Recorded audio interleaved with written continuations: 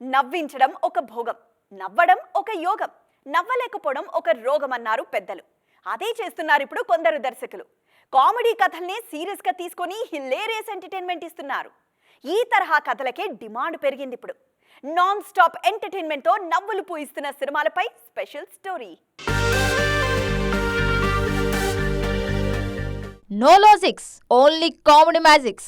Audience ఇదే కోరుకుంటున్నారు ఇప్పుడు. సీరియస్ సినిమాలు తీసే దర్శకులు చాలా మంది ఉంటారు, కానీ నవ్వించే వాళ్ళు తక్కువే.